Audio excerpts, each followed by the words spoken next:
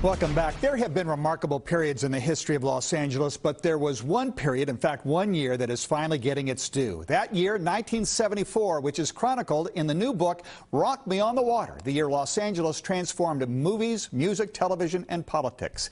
Its author is well-known political journalist Ron Brownstein. He's an analyst for CNN and an editor at The Atlantic. So, Ron, thanks for taking the time. Your book chronicles a harmonic convergence of talent of sorts.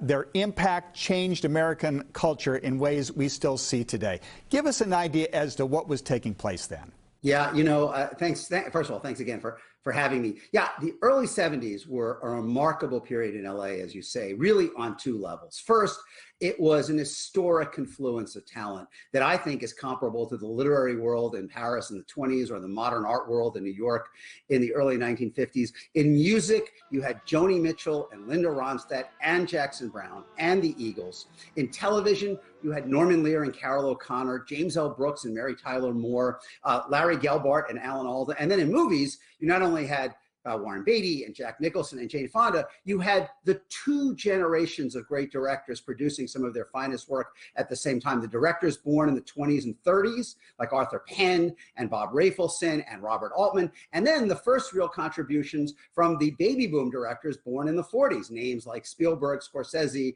and Lucas. So at one level, this was just an incredible constellation of talent that produced some of the iconic pop culture of the 20th century, everything from All in the Family and MASH to Chinatown and The Godfather, to the great Joni Mitchell, Linda Ronstadt, Jackson Browne, and Eagles albums that came out in 1974. But there was also a deeper current that was flowing, because I do believe that it is in these works that were produced predominantly in LA, literally blocks apart from each other, that the 60s critique of American life was really cemented into pop culture, never to be dislodged.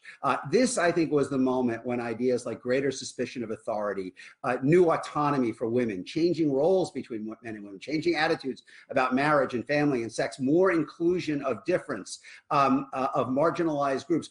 All of these ideas really took root in the popular culture at this point, and it was in the works that were produced in LA that happened. You mentioned television. There was MASH, the anti-war comedy, Mary Tyler Moore, Women in the Workplace. You mentioned that in a show which I don't think could be made today, All in the Family, which lampooned a racist blue-collar Archie Bunker.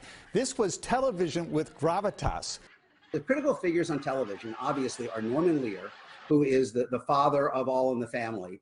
But his partner is almost completely forgotten. And that was a guy named Robert Wood, who was the president of CBS, a USC graduate, a football booster, came out of KNXT here in LA, a Nixon and Reagan fan who hated student demonstrators and canceled the Smothers Brothers soon after he got to New York. But he recognized, coming out of this urban environment, that the network had to modernize in order to stay relevant. And ultimately, he was the one who put All in the Family on the air in January 1971, which I argue in the book is the beginning of the road to peak TV that we live on today, because it established the idea that the medium was a fit place to comment on the society around it, which is exactly what television had rejected for the entire decade of the 60s.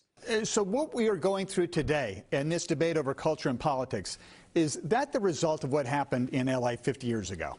Yeah, by and large, even though the left did not win by any means all the political battles, obviously Reagan and Bush dominated the 80s, they did win the battle largely in how we live. And that victory was achieved, I think, in many ways through the absorption of these ideas into popular culture by the great artists, mostly centered in LA in the early 1970s.